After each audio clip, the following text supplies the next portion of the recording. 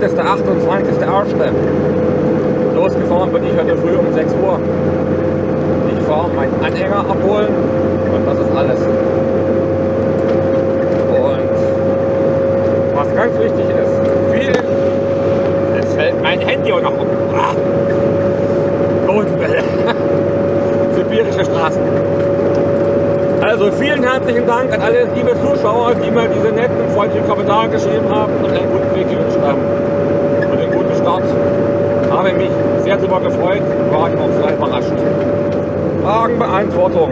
Mir kam eine Nachricht zugestellt von einem Zuschauer, der meine Telefonnummer bekommen hat, vor längerer Zeit schon. Und die Frage, sagen wir mal, betrifft das Führungszeugnis. Euer Führungszeugnis sollte sauber sein. Leer. Ist einfach so. Besonders 3 Dinge mag Russland überhaupt nicht. Verstoß gegen das Waffengesetz. Ja. Auch nicht versuchen. Verstoß gegen Betäubungsmittel. Drogen. Auch nicht. Und das letzte geht schon gar nicht. Irgendeine Form von Kindesmissbrauch. In den 3 Fällen braucht es gar nicht erst versuchen. Russland will euch nicht, Russland nimmt euch nicht. Und selbstverständlich auch das Führungszeugnis muss apostiert sein. Ohne den, das ist nun mal leider so, dass diese ganzen Dokumente eine Apostille haben müssen. Fragt mich nicht, ich bin kein Jurist, was das bedeutet, wozu das notwendig ist. Ich habe es machen lassen und gut. Dass so viele Zuschauer unseren Kanal verfolgen, hätte ich mir im Traum nicht denken können, ehrlich gesagt. Weil angefangen hat alles ganz harmlos. So kurze Zeit nach meiner Auswanderung. Weil Freunde, Bekannte und Kollegen, meine ehemaligen Kollegen von der Energieversorgung hatten sich gewünscht, mach mal ein paar Videos, Matze. Zeig uns mal, wo du bist, wie du lebst, wie es dir geht. Das war alles. Das war nie geplant, dass daraus ein YouTube-Kanal entsteht und gemeinsame Arbeit mit Juri war nicht so geplant, das war spontan entstanden. Irgendwann hatten wir die Idee, ich habe die Zeit, für das ganze Spaß und habe auch nicht die Erfahrung, weil Juri macht das absolut super, perfekt, muss ich sagen. Und so ist es entstanden. Ich bin nicht der geborene YouTuber. Ich bin eigentlich nur ein ganz normaler Mensch, geradeaus und rede, wie mit der Sprache wächst. So einfach ist das. Aber wie gesagt, ich freue mich sehr über euer positives Feedback und wir werden versuchen, und ich werde versuchen, es so beizubehalten wie jetzt. Kommen wir zum nächsten. Es gibt ja nicht viel zu filmen dann bei mir. Ich weiß nur aus euren Kommentaren, euch interessiert das Alltagsleben in CP. Kann ich ein bisschen machen. Euch interessiert das Häusl, die Renovierungen, die Umbauten. Kann ich machen. Diese Reiseberichte interessieren euch auch, aber es werden dann nicht mehr viele Reisen kommen, wenn wir uns einmal eingerichtet haben. Dann ist nur Fahrt in die Stadt, Fahrt auf Arbeit und dann mal Urlaub haben. Oder wenn ich dann zurück muss nach Ufer für meine Schule, für meinen Meistertitel. Ansonsten sind da nicht viele Thematiken. Ein bisschen Natur kann ich versuchen einzufangen, wenn der Winter weg ist, weil jetzt ist sowieso alles weiß und Einöde. Aber ihr könnt gerne mal ein paar Hinweise in die Kommentare geben, was euch noch so interessiert hier von unserem Netz. Oh, das ist auch so was Geiles hier in CP. Und egal wo ich in Russland war, ob in Nischni Novgorod, in der Moskauer Gegend, Kaluga, Voronezh, egal wann ich wo gewesen bin, der Winterdienst war immer auf Achse, 24 Stunden am Tag, 7 Tage die Woche. Die Straßen waren immer halbwegs in Schuss und in Ordnung. Das funktioniert hier echt tadellos. Ein Hoch auf unsere Jungs vom Winterdienst hier. Das ist echt geil. Da fahre ich auch gerne mal ein Stück hinterher und gucke zu. Weil die machen ihren Job, die Jungs. Ich weiß nicht, wie es bei euch ist in Deutschland, ob das da funktioniert, aber selbst hier in entlegensten Gebieten, die Jungs sind immer auf Achse. Ja, und selbst auf solchen Dorfstraßen, zum Beispiel, wo meine Datscha ist in Baschkirchen, im Südural, selbst da guckt der Winterdienst 3-mal am Tag, Frühmittag und abends einmal durchs ganze Dorf. Bis auf die letzte Straße, bis zum letzten Haus hinter. Also das ist ein Ding, wo ich sage, kann ich nicht meckern. Da gebe ich so gerne die paar Rubel Kfz-Steuer, weil ich sehe, die machen was dafür. Einfach geil, passt schon. Oh ja, geil, habe ich die Frage gelesen unter dem dritten Video. Was machen denn deine Katzen im Auto, wenn sie mal aufs Klo müssen? Ja, die Fellnasen laufen im Auto frei rum, die können sich frei bewegen. Nur eines dürfen sie nicht, bei mir auf dem Schoß kann man die Fahrer durchstoßen, das geht nicht. Die können auf dem Beifahrersitz sitzen, die können im Fußraum unten sitzen beim Beifahrer und die haben hinterm Beifahrersitz ihr Katzenklo stehen. Da ist ein Holzraum drumherum, den ich gebastelt habe. Da steht das Katzenklo mit frischen Sägespänen drin, die ich gesammelt habe.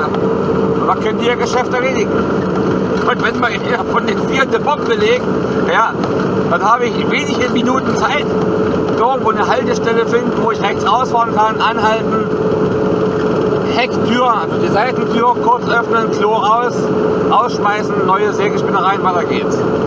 Weil ich hatte hinter der Rückbank bei mir, hinter meinem Sitz, den kleinen Beutel mit Sägespinne mit als Ersatz. Die Sägespinne nimmt zwar Geruch weg, aber in so einem kleinen Raum in einem Auto ist das nicht unbedingt angenehm. Also das ist überhaupt kein Thema, die sind so stubenrein, so intelligent und so sauber. Die gehen während der Fahrt aufs Katzenklo, das ist überhaupt kein Problem. Die können auch während der Fahrt fressen, die haben ja Wasser, steht hinten. Eine Schüssel mit Wasser, eine Schüssel mit Trockenfutter. Da können die sich beschäftigen. Das ist kein Thema. Und 2-mal am Tag gab es früh und abends gab es ganz normales Nassfutter, das was hier alles. Bitte kotzt die Katz und Katzen und die Whisky saufen kennt genau sowas. Aber andere Marke, andere Namen kriegen die dann immer auf der Fahrt. Das wissen die auch. Kann es anstellen auf dem Beifahrt des Miau-Konzert und dann bekommen die Flex. Ja, weil noch ein paar Fragen waren, teilweise auch per Privatnachricht. Wie bin ich zu 4 Katzen gekommen? Jetzt mal für euch im Klartext. Odin und Thor sind uns geschenkt worden von unserer Altkatze Schnurri, Little Schnurri. Die hatte meine Frau ganz am Anfang, vor 6 Jahren, 5 Jahren, gefunden. Und zwar war meine Frau spazieren mit den Kindern im Südtirol auf der Datscha, im Wald, am Waldrand. Da kam die Katze miauend auf sie zu und wich ihr nicht mehr von der Seite. Sie kam mit so zum Haus und blieb. Sie war nicht dazu bewegt zu gehen. Wir haben im Dorf rumgefragt, wem die Katze gehört. Niemand. Es wusste niemand, wem die Katze gehört. Also blieb die Mutter von Odin und Thor bei uns. Ja, damals wussten wir nicht, was Phase ist. Nach kurzer Zeit brachte sie 2 Jungtiere zur Welt. Odin und Thor. Ja, und da unsere alte Schnurre schon ziemlich betagt war. Sie war wirklich nicht mehr die Jüngste. Sehr anhänglich, sehr lieb, sehr miauend, so sehr gesprächig.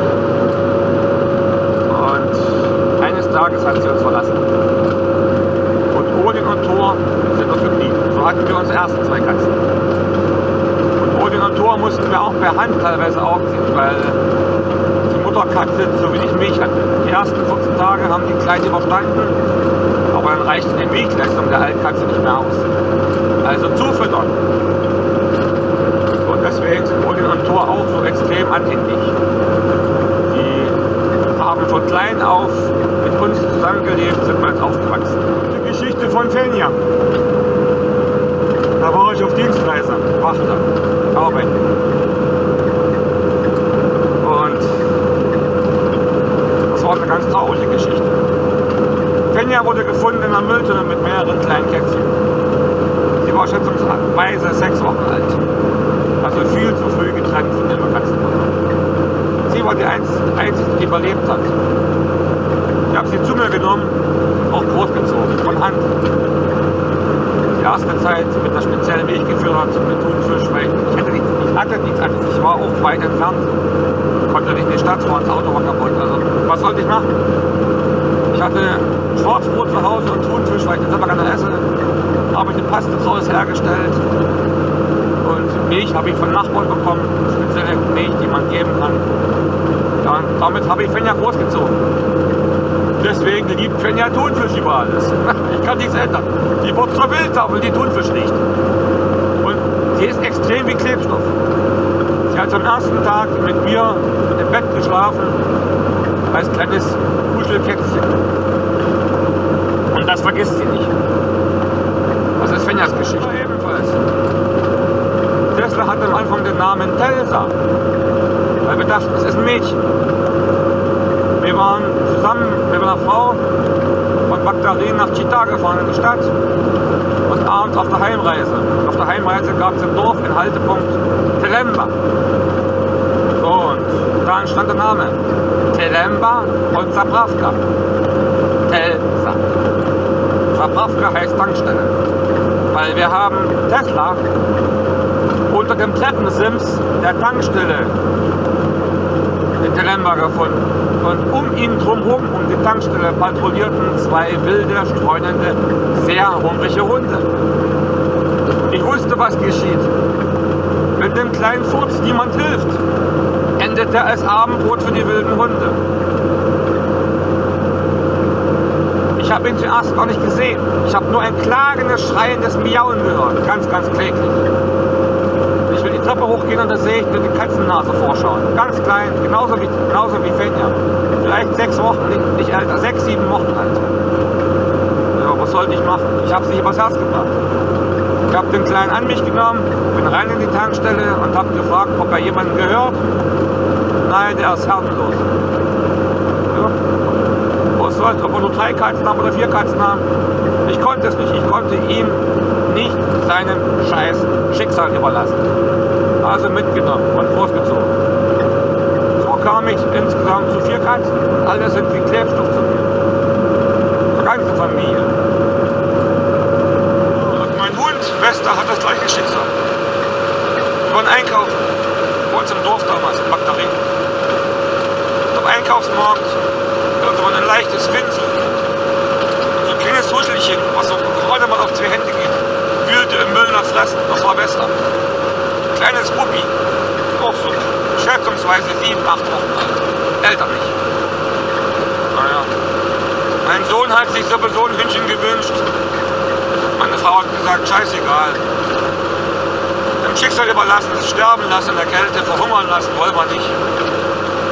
Also haben die Götter entschieden. Wir sind zum Hund gekommen. Ja, mögen vielleicht manche von euch lachen, Idioten. Aber wir haben ein gutes Herz. Und wir gehen Gottes Weg. Wenn Gott es will, die Götter, dass wir jemandem helfen sollen, einem Tier zum Beispiel, trifft doch auf Menschen zu. Wenn ein Mensch in Not ist, ich kann helfen, helfe ich. Das ist unser Weg im Leben. Ich habe heute noch ein paar Fragen zu beantworten. Ich habe so viele Fragen bekommen. Nicht nur auf dem YouTube-Kanal, in den Kommentaren, sondern auch viele per Privatnachricht. Etliche von euch Zuschauern, ich weiß es nicht da, aber ich sage es nicht öffentlich, da habe ich meine private Telefonnummer.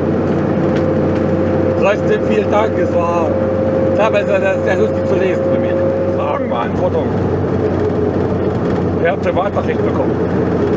Aber interessant für alle vielleicht. Was machst du im Winter, wenn das Auto dich anspringt? Oder wie sorgst du dafür, dass das Auto immer anspringt mit den eisigen Temperaturen? Also bis minus 15 geht es ohne irgendwelche Hilfsmittel. Erwarten wir minus 20, minus 25. Also spätestens ab minus 20 stecke ich die elektrische Heizung an. Das Auto hat eine eingebaute elektrische Heizung mit Umweltpumpe, 2 kW. Da ist das Auto über Nacht komplett angesteckt. Da bleibt der Motor auf Temperatur. Das reicht, Handy umgefallen. Das reicht aus, dass das Fahrzeug früh problemlos anspringt. Kein Thema. Kommen wir zum nächsten Lifehack, sibirischen Lifehack. Was machst du, wenn der Strom mal weg ist? Du dich heizen kannst das Auto. Ja, ganz einfach. Wir leben auf dem Dorf. Wir haben einen Ofen mit Holz- und Kohlefeuer. Du nimmst ein altes Blech, was rumliegt, nimmst dir die glühenden Kohlen aus dem Ofen mit der Ofenschaufel, brauchst du 3, 4 Stücke Schaufeln voll, verteilst die auf dem Blech und schiebst das Blech vor dich direkt unter den Motor mit der Ölwanne. Du musst zwischen 7 und 10 Minuten musst du beobachten, dass die Kohlen nicht zu viel Hitze abgeben und auch nicht zu wenig. Immer schön gucken. und dann tust du den Motor anwärmen von unten. Funktioniert das natürlich nur, wenn kein starker Wind ist. Bei Normalwetter funktioniert das.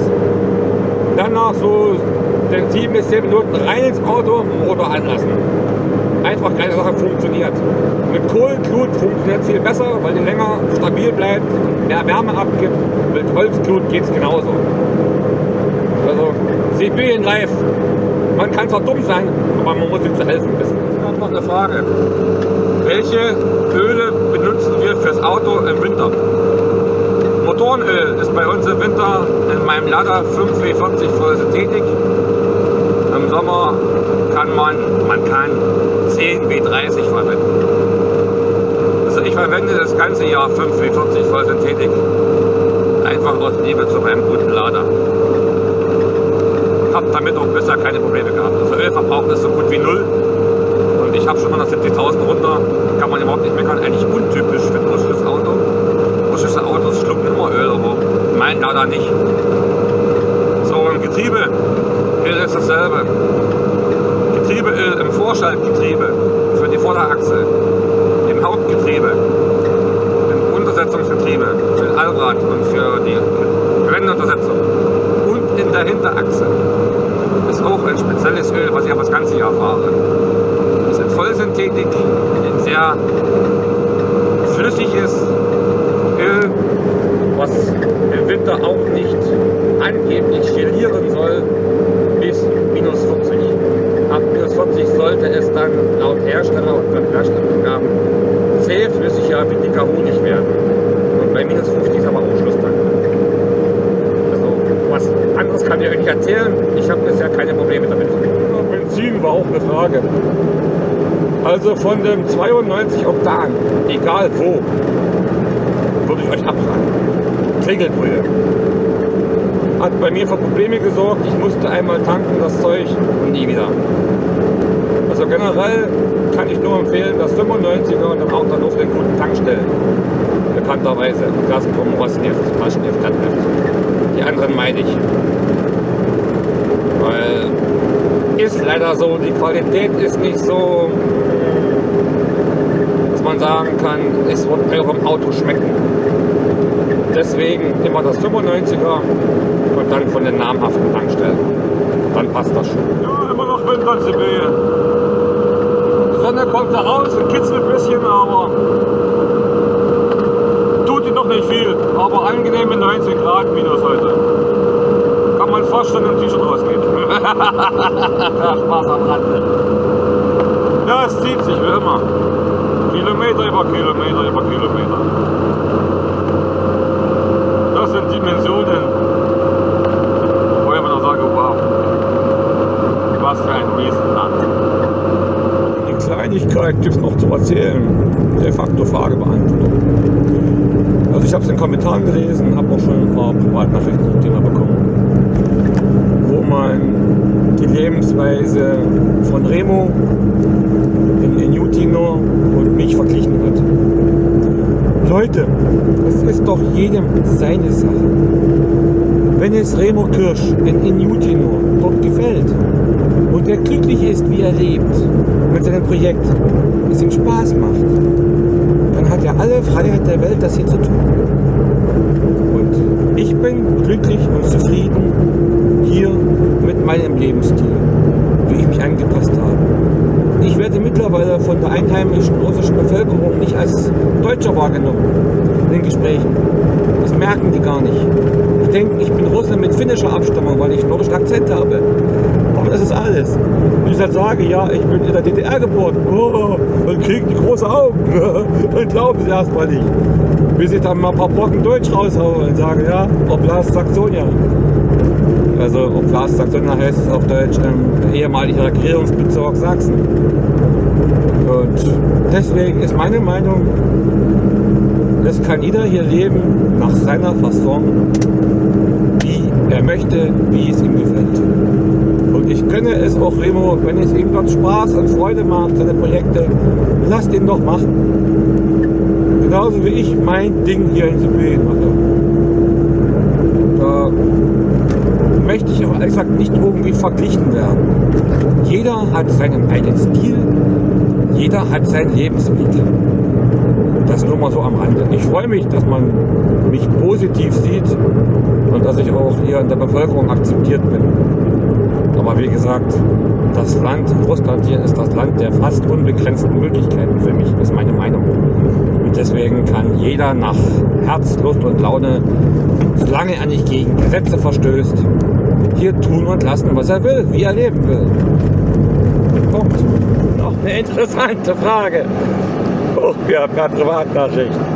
Matze, wie viele Straftitel hast du schon gekriegt in Russland? Ich kann euch sagen, Leute, in 7 Jahren 3 Stück. Nicht mehr wie 3 Stück, 3-mal. Aber da war es auch berechtigt. Das erste Mal war in der Stadt Ufa. Ich hatte saudämlich geparkt, weil abends es gab kaum noch Parkplätze und ich habe mich so ein bisschen mit der einen Seite vom Auto auf einem Müllplatz gestanden und der Rest auf der Straße.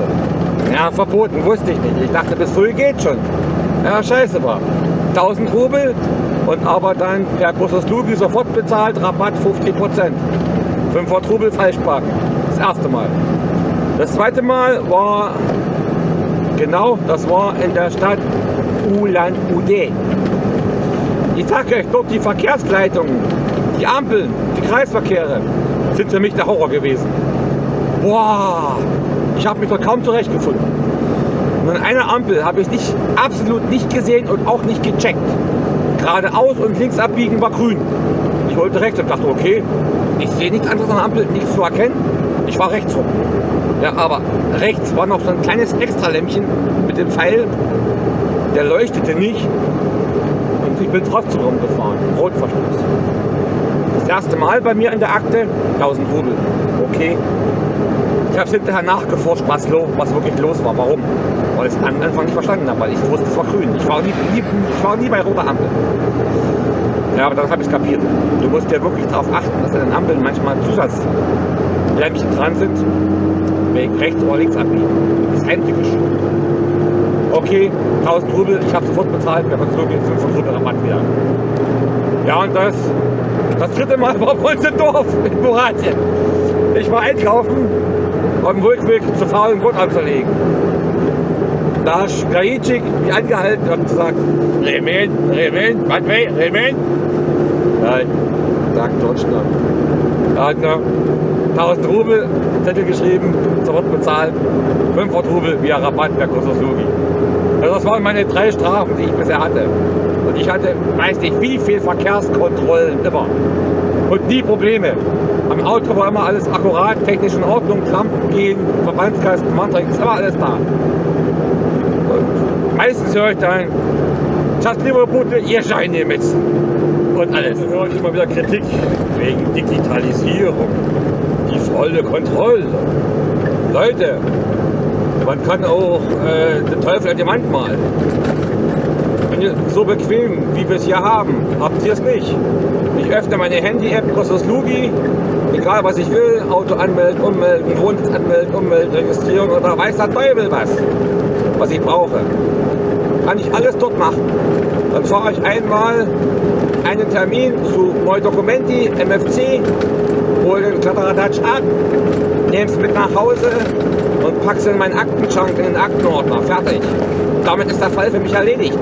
Da ist nichts mit stundenlangen, wochenlangen, 10, 20 Terminen irgendwo hinrennen, und in Papier vom nächsten zum übernächsten Tagen noch betteln auf irgendwelche Unterschriften oder Stempel auf irgendwelchen Scheiß.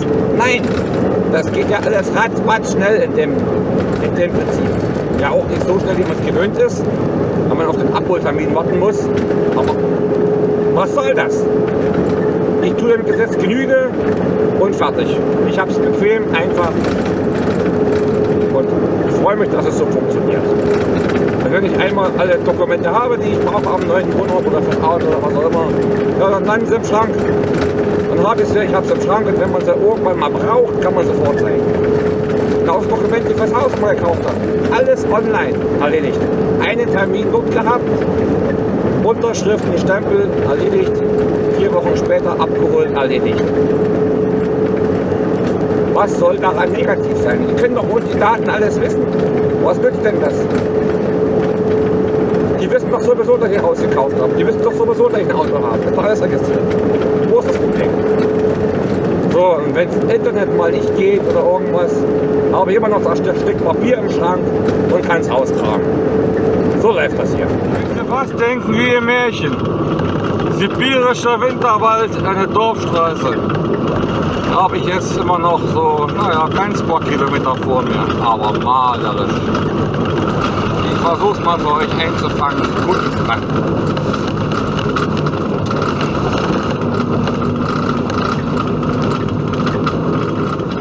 Die Schneewülsten hier rechts und links sind schon beachtliche Höhe.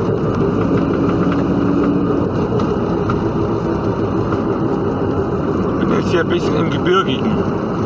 Deswegen geht es immer so rechts, links, Berg hoch, Berg runter, Berg hoch, Berg runter. Ja, und ein malerischer sibirischer Wald. Wahnsinn. Ich finde es einfach nur geil.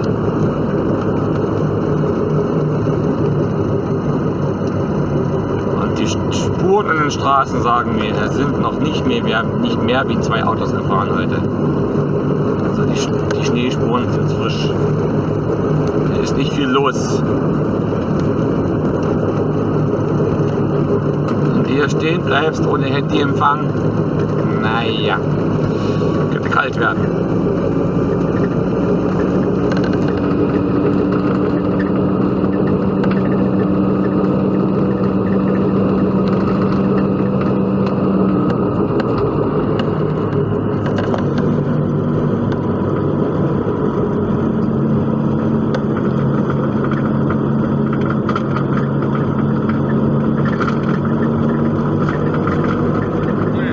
Seit einer Stunde im Stau und nach Auskunft von den LKW-Fahrer wahrscheinlich noch 5-6 Stunden.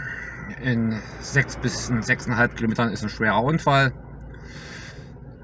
mit LKWs und da ist nur eine Fahrspur und das kann lustig werden. Das heißt, ich komme erst wahrscheinlich morgen früh in den Morgenstunden nach Hause. Fantastisch. Umdrehen kann ich nicht, es gibt keinen anderen Weg. Das auch zum Thema Straßenverkehr in Russland. So, hallo Leute, hundemüde, Stunden im Stau gestanden, bin endlich durch. Die ersten 240 Kilometer habe ich geschafft, Richtung zurück ins Dörfchen. Und jetzt ist Pause, Abendessen. Und es gibt noch eine kleine Ergänzung im nächsten Videoclip wegen der Katze Fenja. Bei der Katze Fenja war ich nicht ganz exakt in der Erzählung. Das muss ich berichtigen, bevor wieder dumme Kommentare kommen. Und zwar, ich war weit weg entfernt von zu Hause auf Kommandierung, Dienstreise. Arbeiten, lange Zeit. Ich war dort fast ein ganzes Jahr. Die Familie war zu Hause in Baschkortostan, auch unsere Altkatzen. Und wie immer habe ich früh zum Frühstück im Dorfchat gelesen, was los ist. Einfach Lage peilen, was gibt's Neues. Und dabei habe ich gelesen, ein Hilferuf mit Foto, ein kleines Kätzchen. Und zwar der Wortlaut war exakt übersetzt, kleines Kätzchen neben der Müllstation gefunden. Nicht in der Mülltonne, neben der Müllstation. Und die Nachricht war 1 Stunde alt, habe angeschrieben, habe gefragt, was los ist. Ja, und die Leute haben gesagt, sie wissen nicht, wie sie die Kleine großziehen sollen und sie haben nur die eine gefunden, die anderen waren nicht mehr am Leben. Die Mutterkatze war nicht mehr am Leben, eine wilde Katze, und die anderen Kleinen waren auch nicht mehr am Leben. Das, um es mal klarzustellen, dass da nicht wieder irgendwelche komischen Tastaturhelden irgendwas sich aus den Fingern saugen müssen. Kann passieren. Es leben hier viele Tiere frei, Hunde und Katzen. Ist bei euch genauso. Ja, und ich habe die Kleine eben zu mir geholt. 3 Dörfer weiter, nach Feierabend hingefahren, abgeholt und habe sie großgezogen. Mal was für euch gefunden. Warum, ihr könnt das sehen. Bei uns tauchen immer öfter diese Langschnauzen-LKWs auf. Ich finde die Kisten geil, die gefallen mir. Und neben mir noch einer. Einfach nur wow, klasse. Keine Ahnung warum. Aber ich sehe die mittlerweile sehr oft. Also von Jahr zu Jahr tauchen hier mehr von denen auf.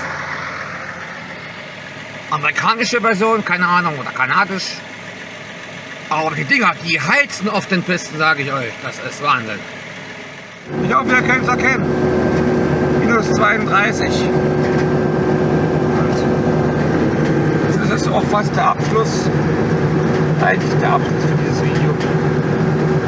Ich habe nur noch wenige Kilometer, bis ich zu Hause bin. Wenn mein Navigationssystem richtig anzeigt, auf 39 Kilometer ein bisschen was. Also eine knappe Dreiviertelstunde, 50 Minuten. Dann haben wir es etwa 2 Uhr früh am Morgen. Ich werde wie tot ins Bett fallen und schlafen. Also, ich wünsche euch viel Spaß. Ich hoffe, ihr hattet viel Spaß beim Schauen des Videos. Es hat euch gefallen, meine Beiträge. Ich habe mir große Mühe gegeben, so gut es geht, Fragen zu beantworten. Natürlich konnte ich nicht alle heute beantworten. Ich muss auch ein bisschen aufpassen beim Fahren. Und dann Cheerio, bis zum nächsten Mal. Ich kann euch noch was erzählen, was mir gerade passiert ist vor 10 Minuten. Also ich bin kurz vor der Ankunft, etwa noch eine Dreiviertelstunde. In einer Kurve auf einmal Buff und dann lautes Krachen auf dem Asphalt. Da dachte ich mir schon, oh Gott. Rechts ran war ein Blinke. Hinter mir hielt ein anderer Autofahrer an. Ich den Namen richtig verstanden habe, Stanislav. Oder Vladislav. Hat gefragt, ob er helfen kann und zeigt auf den Anhänger. Ich schaute mir die Räder an und genau so war es. Hinten links Hinterrad vom Anhänger geplatzt. Und ich fuhr noch auf der Stahlfelge. Aber das ist Russland. Es hält immer jemand anderen fragt, ob er helfen kann. Er hat umgedreht, hat sich etwa 15 Meter hinter mich gestellt mit Brandblinkanlage, weil ich so ungünstig stand. Wenn dann LKW um die Kurve geschossen wäre, der hätte mir, naja, ich will es nicht ausführlich beschreiben. Auf alle Fälle haben wir dann zusammen den Reifen gewechselt, das Rad. Und zum Glück hatte mir Sasch, mein Kumpel aus Boratien, ein Ersatzrad geschenkt, weil ich es nicht mit hatte für den Anhänger. Das war mein Glück. Das zur Freundlichkeit und Hilfsbereitschaft der russischen Leute. Und da bin ich noch nie enttäuscht worden, egal was war. Auch ich halte immer an, wenn jemand an der Straße steht und Warnblinker und frage, ob ich helfen kann. Das mal für unsere Tastaturhelden als Ergänzung. Morgen zeige ich euch die kaputte Felge, damit ihr mir es auch glaubt. Guten Morgen allerseits. Früh 3 Uhr. Meine Samtpfoten machen gerade ihr Abendessen und Frühstück zugleich. Arschkalt im Haus. Bin gerade nach Hause gekommen.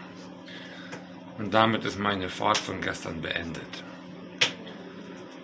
Und einen kleinen Teil werde ich morgen früh noch einen Videoclip drehen, wo ich erzählen, was die Nacht passiert ist. Speziell für euch.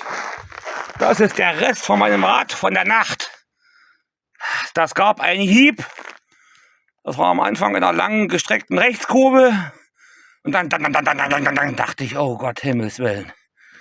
Naja, ich konnte nicht sofort anhalten. Ich habe versucht, die Kurve noch durchzufahren, dass ich aus dem Gefahrenbereich komme, aber es ging nicht mehr. Also rechts ran anhalten und dann halt die andere Story.